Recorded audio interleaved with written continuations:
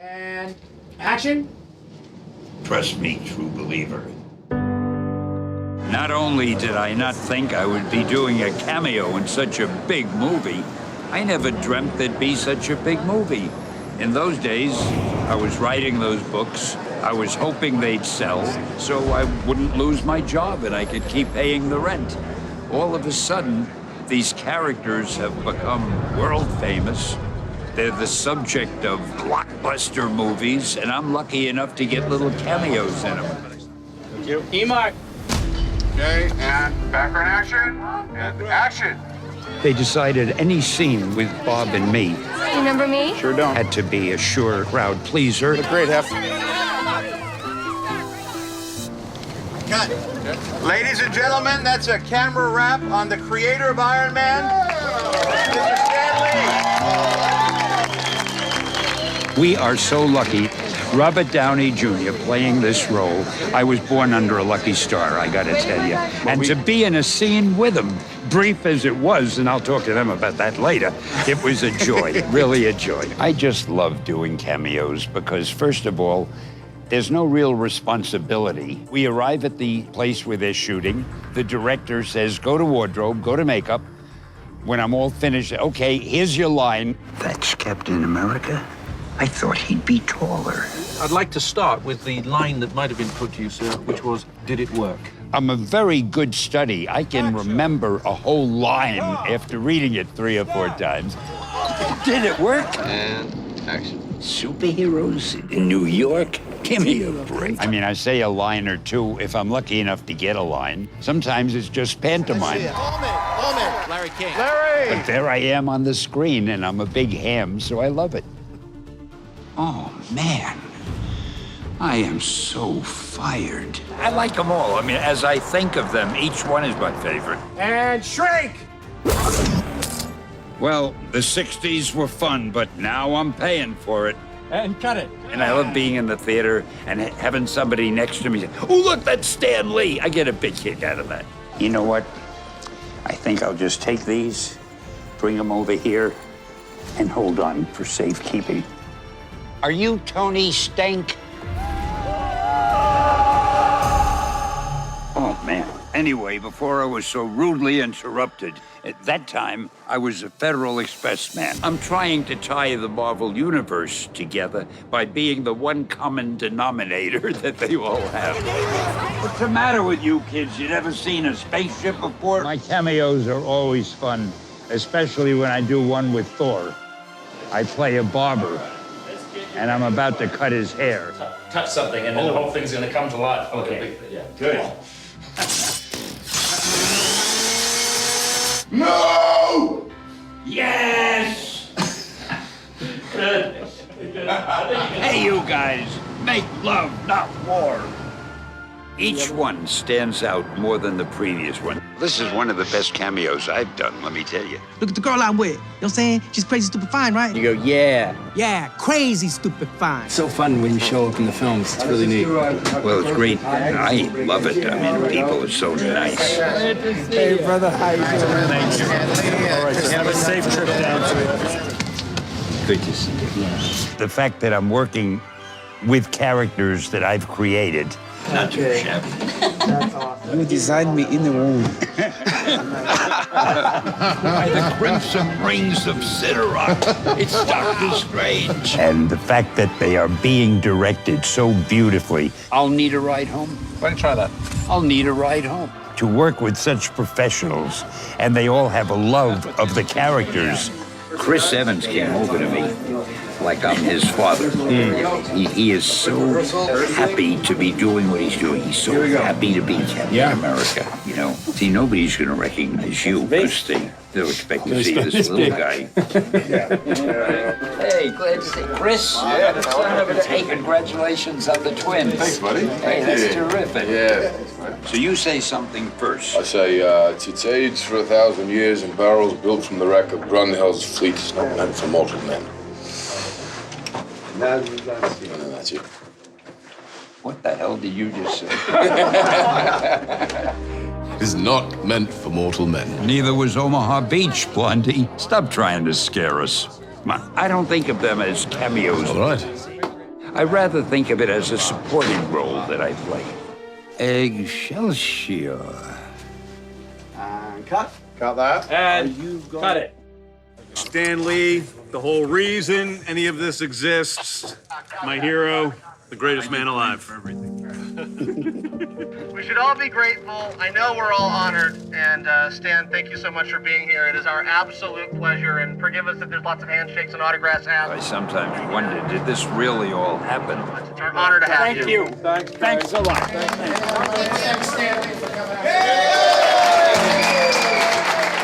In the days I was writing these things, I never thought it would turn into something like this. Thank you very much. Thank you. This is just unbelievable. It's indescribable to work with creative people, especially people who make movies. It is such a thrill. It's overwhelming when I think about it. And I keep saying to myself, I can't believe this is me. I can't believe I lucked out this way. Let's give it up for Stan Lee, guys. Woo-hoo, yeah. 5 lousy words they gave me to say. Thank you so much. You're a great director. It's something you never forget. And thank you for all of this, and I hope that I didn't set interviewing back a few decades. Okay. I'll see you later. Thank you. Appreciate it. I remember every cameo I've done since the first one. And I think I'm a very lucky guy.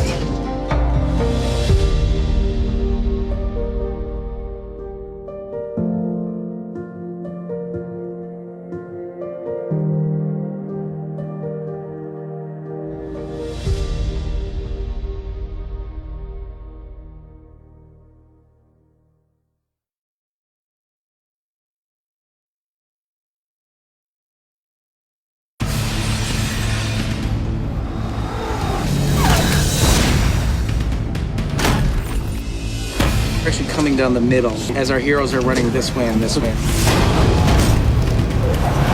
Love the Russos. I remember them the first couple days on Winter Soldier. They really felt like the new kids on the playground. But everything they said they were going to do, they delivered on.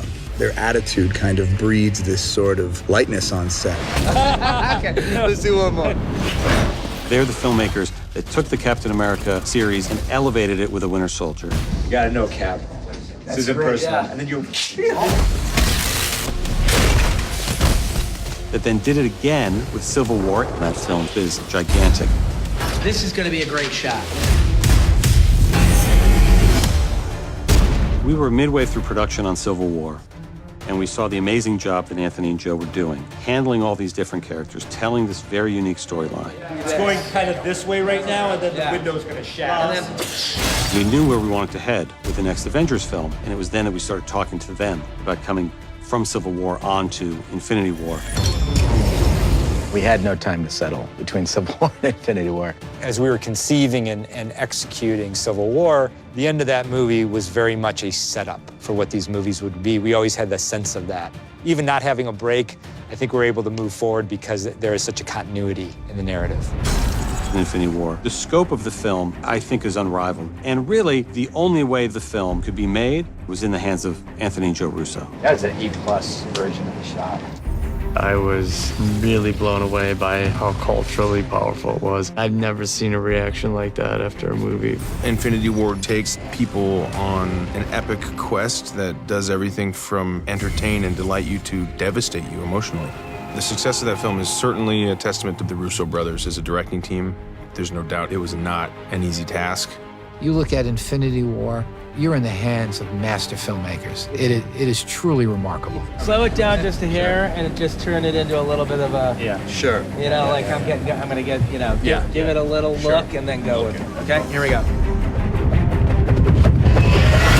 We talk a lot about the culmination of Avengers Endgame. We wanted to do a great finale that not only had the spectacle worthy of Infinity War, but with sequences and scenes and character interactions that could only be done with Joe and Anthony.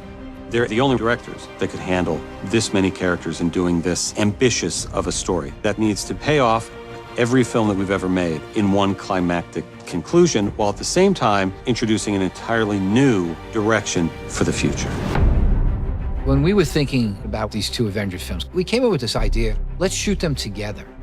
And it seemed like a great idea at the time, but it's impossible to juggle one story. And the idea of two stories this complicated, figuring out what they are, how they intertwine. The Russos are so adept at handling complicated storylines. You know, after the camera whips you, Yeah. sort of take in the group for a beat and then ask where's Fury. You have to understand what makes each character unique, what special qualities they bring to it, how they can shine. It's pretty amazing watching these brothers like create these amazing, powerfully epic tales. Gonna be the more well, that'll just be the badass delivery. You feel very, safe and taken care of, and at the same time you feel like you can contribute. I'm clearly charting the course, and if you just come in and start charting the course, you're like, we're going, so where to? The magic trick is that they're working with so many actors that have, their own relationship to the characters, that come from their own sort of parts of the universe, and to make that all into something that feels cohesive is incredible. So it's all in one piece. So It gets focused at the end of it. Boom. Go back to the stage. They have done the unthinkable, really. I mean, it's not just two movies back to back, it's the two biggest movies of all time, and they've been at the helm the whole time, without fail. They love these characters, and they know these characters inside out. Anthony and Joe, they've essentially been on a job for 6-7 years now. And I love them, and they love the Avengers. Joe and I have always loved to figure out how do we take the character and how do we take the audience and how do we take ourselves on a surprising journey that is not holding anything back. As you progress through films like that, your job as directors gets bigger and bigger. We really have an amazing team around us that allow us to focus on the bigger picture. And so we're very happy with this experience.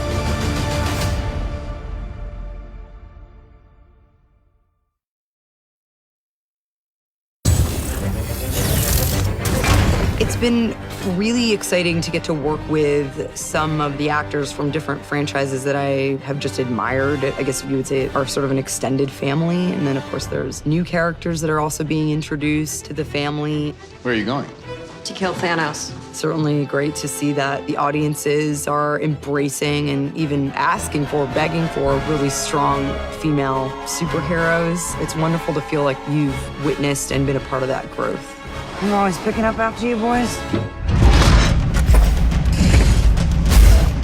I think one of the dangers of playing a kick-ass chick is that you just mimic what you've always seen kick-ass men do. You want to show me how to punch? That's how you punch. It's really important for me to find the voice and the rhythm and the style and the meaning of what it means to be a powerful woman, and that be its own distinct thing. I so enjoyed being able to be a piece in the puzzle that was a woman who was the head of an army and who was the right-hand man of the leader. And seeing how that resonated was very humbling and very moving. Women are demanding equality in the workplace, whether you're in a superhero costume or an office job. And I think Marvel is doing a great job of amplifying that in the films and representing that properly, and that's a beautiful thing. Every morning I think about every way that I can help women have representation and be out there in the world. And I think for me, it's important for women to know that it can be done. Hi, I'm Peter Parker. Hey, Peter Parker. You got something for me? Our goal with Endgame was to provide a climactic conclusion to the journey that the MCU has been on for these 11 years now. And so we spent a lot of time looking backwards at the journey that the overarching narrative has taken and all the characters that have been a part of that story. And I remember it just dawning on all of us one day, just like the sheer number of amazing female characters that were now in the MCU was just so exciting and impressive to all of us. I mean, we really looked for an opportunity to just celebrate that. You get to see this really beautiful thing, which you kind of get a taste of with Avengers Infinity War as well, which is very powerful people meeting each other, powerful people all being in one room, powerful people that all have very specific skills working together to form a team.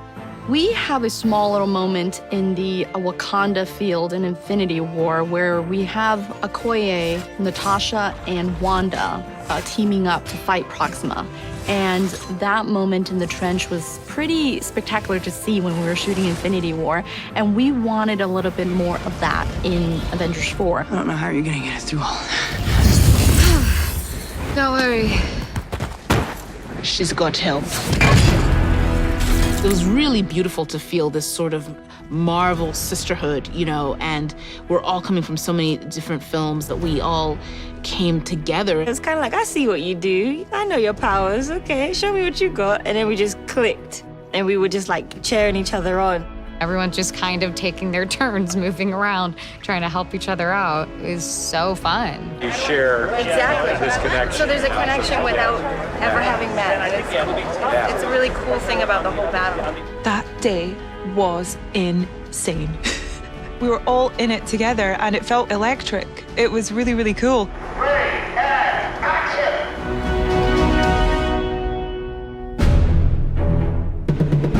You know, I normally don't watch playback on the monitor, but I wanted to see that reveal of all the women of Marvel, and I thought it was really powerful and really exhilarating, and I was thinking of all of the young girls in the audience who will probably feel really inspired by that in one way or another, so it was a really nice thing to be a part of. And it's exciting because all of us are saying, I've never experienced this before. I've never been in a film with this many women and this many strong women who stand equal to the men. There is something very powerful, and we're realizing it more and more. It's just how magical it is to allow women to express their full gamut of their power and their abilities as a unit.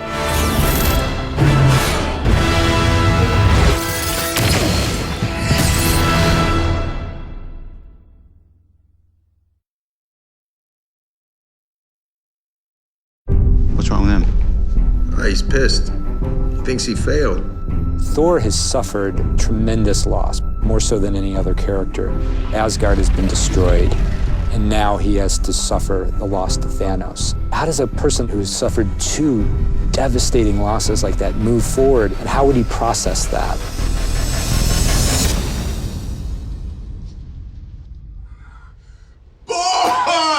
Every aspect to him was broken. Some tragic things have happened, and he's decided, you know what? I'm just gonna check out and eat pizza and drink beer, and that's what he's done, you know? You all right? Yes, I'm fine. Why? Don't it look all right? You look like melted ice cream. So what's up? You just here for a hang? He's a very depressed, sort of removed Thor, becoming the opposite of what we've known him to be in the past. Don't you think I'm down there wallowing in my own self-pity, feeling sorry for myself, hoping to be rescued, hoping to be saved, but you're wrong, okay? But the great thing about Thor is, like, there's something in his spirit that stands in contrast to where he's let himself go physically and emotionally. There's beer on the ship. And what kind? Being able to do this new version of Thor, it's hugely liberating and fun. We had a big sort of fat suit, which I think was sort of 60 or 70 pounds. This little move. Yeah, that's the shimmy. It was the hottest I've ever been. How does that feel?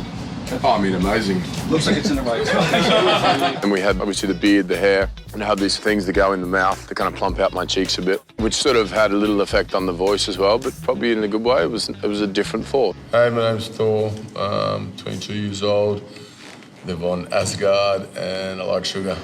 We're shooting a superhero film, and here's one of the most recognizable superheroes, but he's just turned into a new character.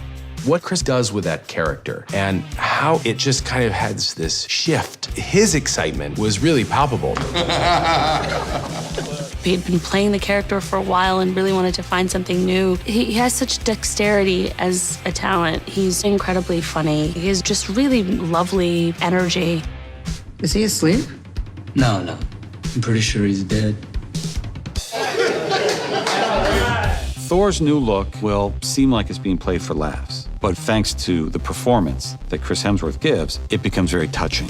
Let me do this. Let me do something right. And we see over the course of the film how he tries to regain his sense of purpose and regain his sense of redemption.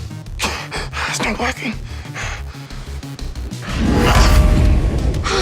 At the end of the day, even though he's carrying a lot more weight, he's still the Thor that we love. I'm still worthy. The Avengers pull him back in to have a sense of duty. He finally comes around, and he's a full-on Avenger with it carrying another 80 pounds, though. Look at the first couple steps. I thought I was cooking. I thought I was going so quick. Maybe you want to give a battle cry. Oh, yeah, you'll get on there. It felt like I was playing a completely different character. There was a real opportunity to just kind of swing for the fences, and it was so much fun. What do you think is coursing through my veins? Cocoa Puffs, nachos, embarrassment, whining.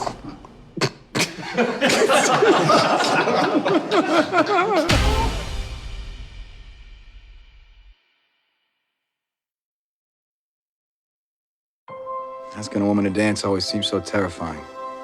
And the past few years just didn't seem to matter that much. Figured I'd wait. For what? Right partner.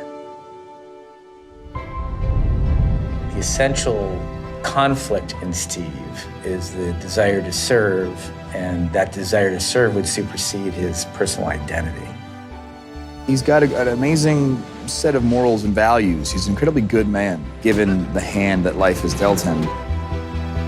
Dr. Erskine knows that if this guy's given this great gift, he won't take advantage of it. He understands how to value what he has because he didn't always have it.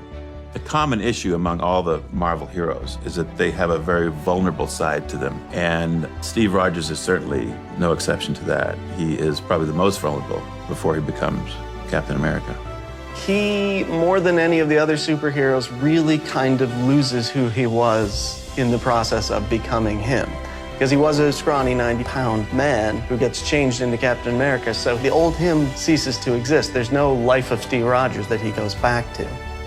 Almost, I get the feeling he'd be more comfortable if he could wear the outfit the whole time, because then he has a persona, then he knows who he is. It's the first time he was valued. He had very few people who valued him, as he wasn't quite an orphan, but he was alone fairly early on, and he had one friend, it was Bucky Barnes, and Bucky Barnes goes off to war. He was a scrappy kid who got picked on all his life. He is very relatable. He is a superhero, but all his power is basically what the human body can do. Once circumstances lead him to being Captain America, he finds, a purpose. You told me you thought I was meant for more than this. Did you mean that? Every word. Peggy has a career, and she has a lot of self-respect, and she's pretty sick and tired of lots of men kind of not taking her seriously in the army and playing around with her. I think Peggy relates to someone really fighting for what they believe in and really having to struggle all the time to prove themselves, and she, being the only woman in this environment, knows exactly what that feels like. It's not just the normal, everyday love story. There's something else. In the same way that we love Steve because he exhibits some sort of determination and selflessness, it's the same thing that attracts her to him. Steve learned a lot from Peggy Carter. If you go back and look at the first Avenger, that is the essential relationship that I think turned him into who he is today. It turned him into Captain America. Her sense of integrity, her call to action are all qualities that have been ingrained in Steve and are his best qualities. And they come from example from Peggy. And so I think it was critical that her character embodied those essential qualities because he wouldn't be who he is without them. I'm gonna need a rain check on that dance. A week next Saturday at the Stork Club. You got it. 8 o'clock on the dot. Don't you dare be late.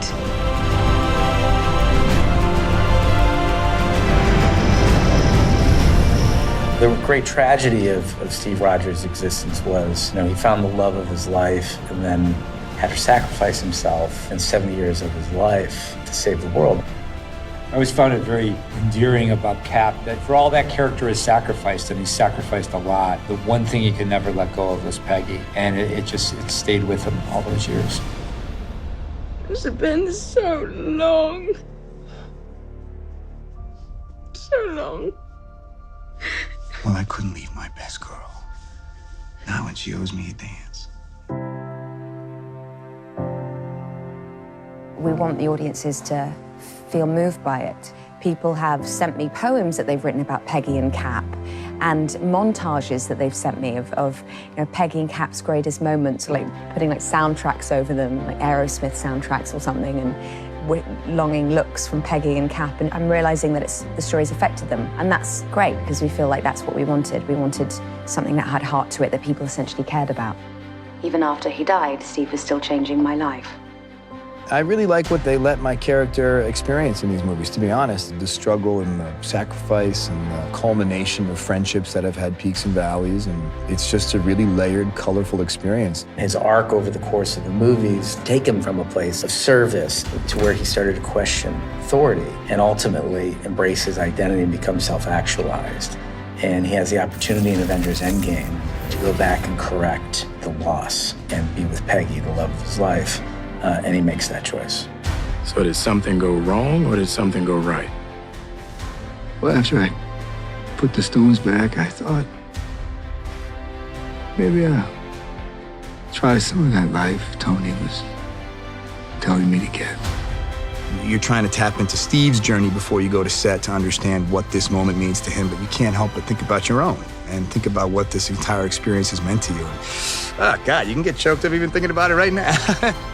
You want to tell me about her?